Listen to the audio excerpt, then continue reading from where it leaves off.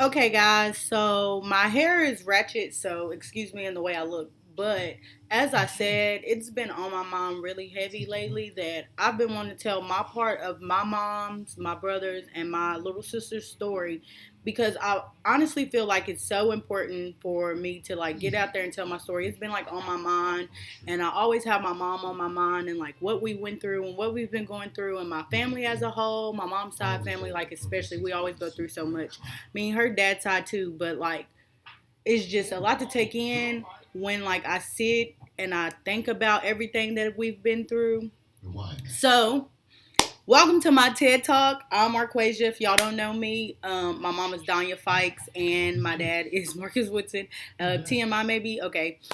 So, I guess where I'm going to start is the summer 2014 because that's the summer I turned 17. My brother was like 8 or 9, and this was like the best summer of his life. My brother has always been actively in sports since before I knew it. Like we were wrestling, like how you are with your little brother. Um, so for since my brother had been playing baseball, him and like all his friends, like everybody in the neighborhood, they grew up together, they play baseball together and stuff. My brother made the All-Star team. I say 2-3 years in a row, maybe it was two. But this year, this is 2014. This is the year I turned 17, year before I graduate. Everything's going good. It's just everything was great. So that summer, my brother got picked for the All-Star team, and him and his team, they did such a great job. They went to semifinals, finals. We went to the World Star. We went to the Little League World Star Championship in Arkansas. Like he was healthy, like perfectly fine. Next season is basketball season. So, well, football then basketball, but however it goes, he was playing Okay, so hold on, I'm getting ahead of myself. I think. Okay, they made it. My mom. The year of my senior pictures. Okay, this is where I'm gonna start. Okay, so the year 2014, when I was taking senior pictures, the day of my senior pictures was, which I think was like the week of the 4th of July. So I'm pretty sure it was like July 1st or July 2nd. My mom, my brother, and the whole All-Star team, they had to go to Chattanooga to play. And so my mama wasn't there for my senior pictures, which she was sad about. But I got to see them off, and I was okay with that. I was fine. My brother was A. I had all my time. I didn't get to go this round with them. I usually go everywhere because I always try to support my brother. Because I feel like that's important, like knowing that you have somebody there that's always behind you, always supporting you. But I didn't get to go because I had senior pictures. Okay, so that happened. Still healthy. So then we're gonna go to basketball season, and he was playing basketball. He played with like I said, kids he grew up with. They played at the center. A lot of people in Springfield know. So one day he went home with my uncle from a game, and the weird thing is we have like a lot of boys in our family. So he went home with my uncle, and it was just weird because boys, they always playing and wrestling. Well, that it was a Sunday, and I know it was a Sunday, like because I remember this stuff, like because it just hit. So it was a Sunday. I was at work. When I got off work, my mama called me and she was like, "Hey, I'm taking your brother to the hospital." She was like, "Something's wrong with his leg. We don't know what, but he was at your uncles and your aunties, and he hadn't been playing with other kids, so they was worried.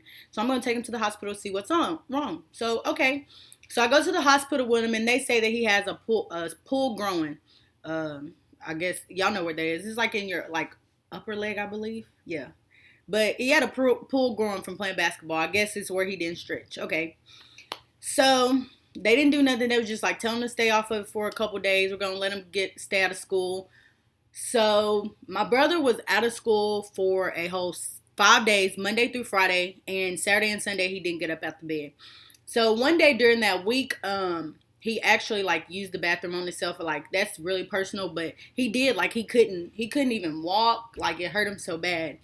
So my mom, like once she realized it, she was really mad because she was like why you just didn't get up and like go to the bathroom. I'm gonna cry because yeah, I'll cry a lot through this, but just bear with me. She was like, why you didn't go to the bathroom? And like, if anybody knows my mom, they know my mom's really strict on us. Like, she always wants what's best for us. So she got him out the bed and she made him walk on this leg back and forth in the house because she was like, you're just like being lazy. You just didn't want to get up. I couldn't deal with it. I left him in my car that night. When I came back, he was bathed back in the bed and everything. Okay, so Saturday, it's crazy because like I remember this stuff like it just happened yesterday. Like it's just a flashback. So Saturday, well, okay, hold on. So Friday morning while my mom was at work, my brother, he called me. He was like, "Sister, can you just please give me some he was like, "Can you give me some water?" I was like, "Yeah." So I got him some water. Y'all, my brother just like he could barely move. It's like he just poured the water on himself. So I'm sorry. And so I was like, "Come on. Let's like get in the back. Let's get in the tub and everything. And let's get these covers washed so like we won't get in trouble. Like we're not going through this again." Okay. So my mom, she comes home and like I'm telling her like, "Hey, like nothing's improving with D Trevor. Like something's wrong. Like he really can't move. Like I had to help him out the bed. Like he couldn't do nothing. He's really weak." So at this point, my mom's really worried. My cousin came down there. My cousin Maya came down there, and whenever me and Maya get together, we always have good vibes. And we were just hanging out, riding around Springfield, just chilling, listening to music. My mom has took my brother to the hospital. Before me and my cousin left the house to go riding, my grandma came down there, and my best friend DJ came down there and helped my mom get my brother in the truck because, like I said, he didn't have any strength, and they were going to see like what was wrong. Okay. So we're at the hospital. So like my mom is at the hospital with my brother, and me and my cousins riding around. And then like my mom has basically like called me a couple times, and the music up loud. So like when I finally realized, I'm like, oh snap, my mom's calling. Let me answer. She calls me and she's like, "Hey, all this stuff's wrong with your brother. Um, can you like get to the hospital fast?" And like we were like by the YMCA, so like we got to Northcrest like really quick. It was just crazy how we were already on that side of town. Okay, we get to the hospital and like my brother, he just looks frail. Like you can tell he didn't have any strength. And he still took a picture with me and tried to smile and made me feel like he was okay. My brother was on his deathbed.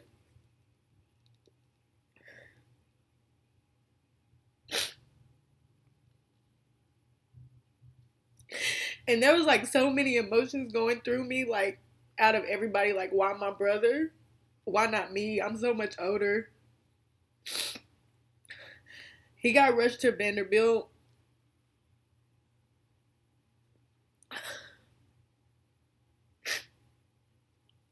He had blood clots in his leg, pneumonia, staph infection. Like he was literally on his deathbed at 8 years old. And I remember on the way to the hospital, I called my granddad, and my granddad, I was telling him about it and everything, and he was like, "Oh, like he lived in West Virginia, and he was like, oh, I'll be on like the first plane, like at the beginning of next week. Like I'm gonna be down there. Don't worry about it. Like I'm gonna talk to my job tonight. I got it handled."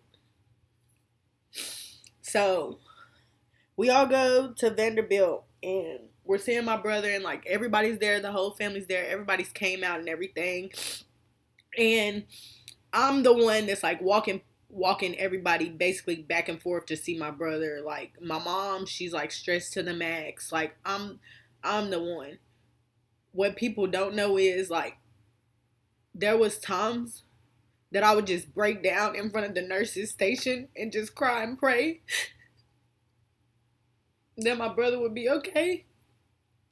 Cause like everybody argues with their brother, with their siblings, younger siblings. Everybody knows how it is, but like until you're put in a situation where like you're on the verge of losing like the most important person in your life, you'll never know how it really feels.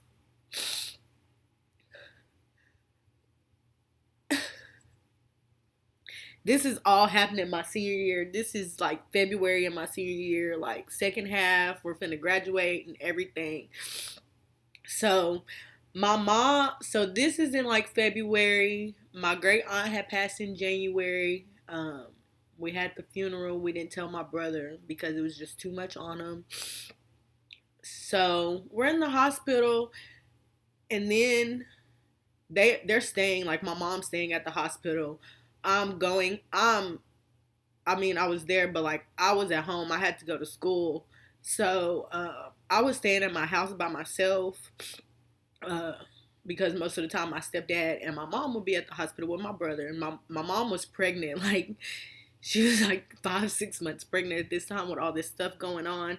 She had already been put on early bed rest because my sister was trying to come in December. My mom was already dilated to one cervix opening. Like my sister like did not want to wait. I don't know. She's stubborn. She's sassy. She has it all in her. So the week that my granddad was supposed to come down here, he passed away. I was sitting in my room, and my cousin Maya called me, and she was like, "Hey, are you okay?" And I was like, "Yeah." Well, no, she didn't even say that. She was on the phone crying. And I was like, "What's wrong, Maya? Like, what's wrong?" Like, y'all have to understand. I don't deal with death well.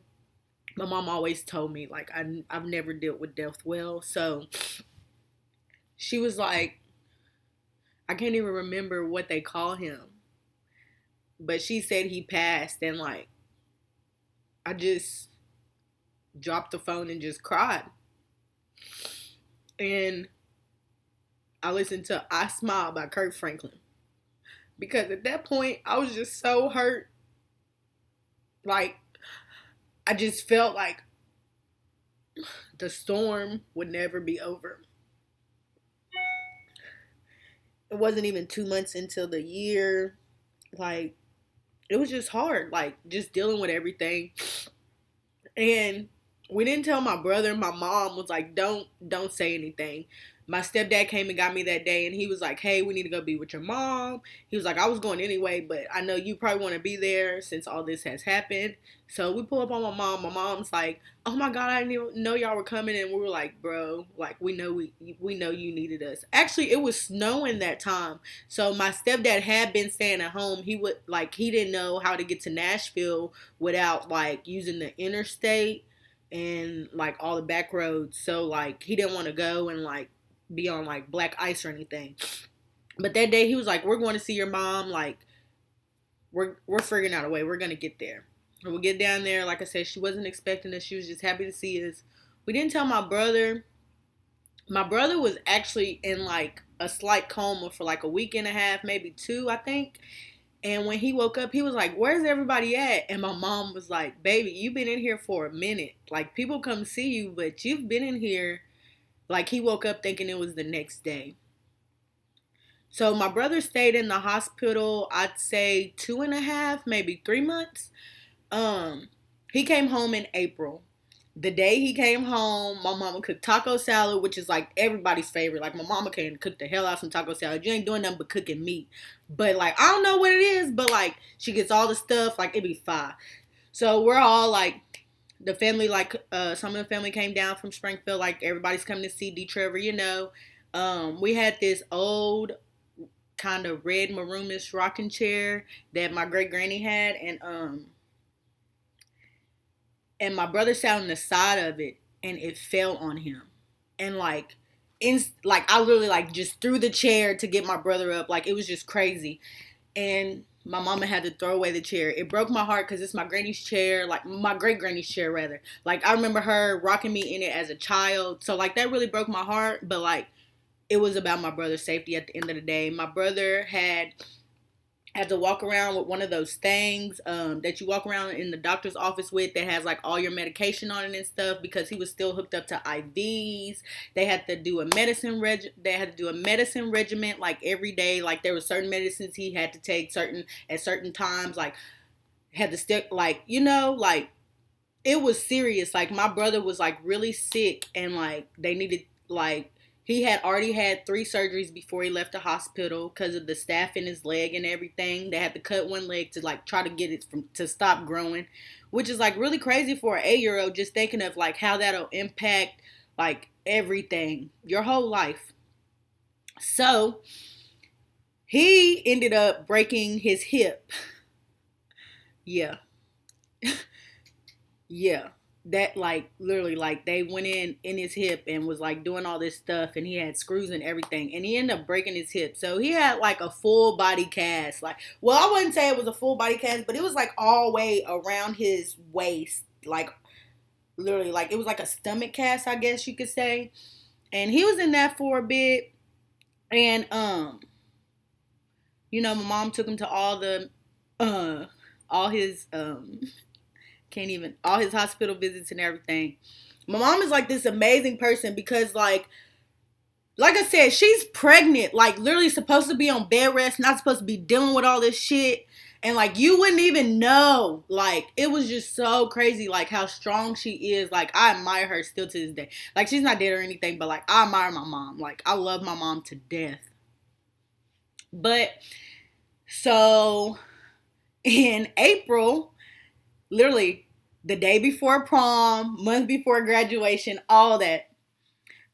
On April 20, on April 23rd, like the day, man, talk about a life changer. My sister came into the world and it changed like our world. Like it was like finally a light, but the way she came, it was still a storm. And all this stuff that's happened to me, like I really remember it. Like I can remember it day by day, like everything that happened today. Like this day, I had left Miss Tyson's class, pre-cals, trig, and I was going to Miss Bruce's class, English, senior year. Last month, we're doing like all this stuff to like get these tests, get grades up.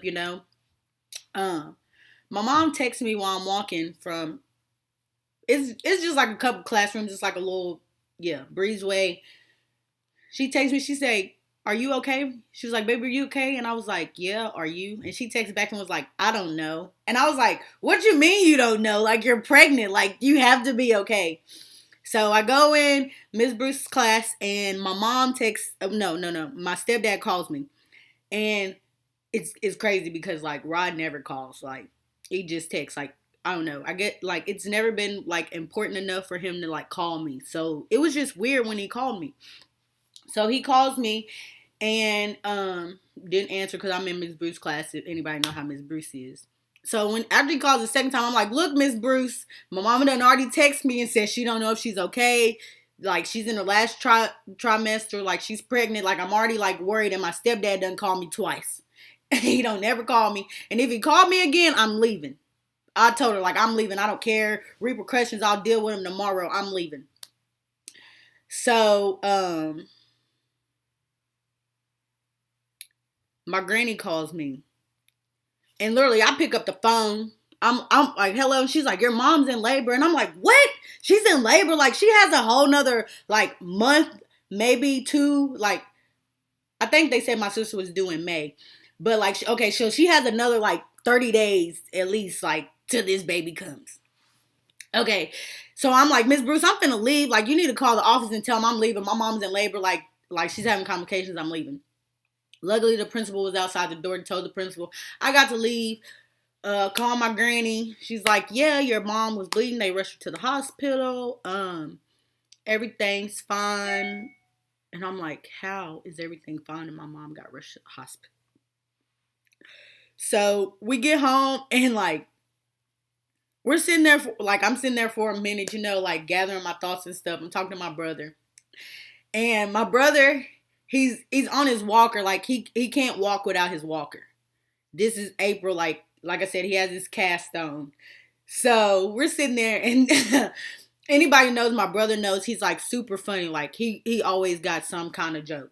So I'm sitting there. I'm like, "D. Trevor, why you didn't call the police?" And he goes, "What? I ain't got no phone. How you expect me to call the police?" Which was true. So I couldn't do nothing but laugh. Like that's all I could do. So we eventually like go see my mom, and they had to do an emergency C-section on her because the placenta bag had separated from my sister, causing my mom to go into premature labor. When in all reality, my mom, like my mom was the well, they told my mom she was due in June. Uh, they told my mom she was due at the end of May when honestly she was due in April. So like she was technically already at her not like she wasn't at like her full term 9 months, but she was like that week would have been her last week. So like any day the baby could have came. But my sister, she was like I think she was like 4 or 5 pounds. Like she was pretty small for her to be wanting to come since December.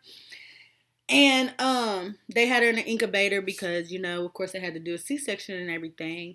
And my sister was like literally like this small, like you could probably put her in the palm of your hands. They had to rush her to Vanderbilt, but when I got there, like they still had her in the room with my mom. My mom's like on all this medication, like she was like literally like falling in and out of sleep at this point.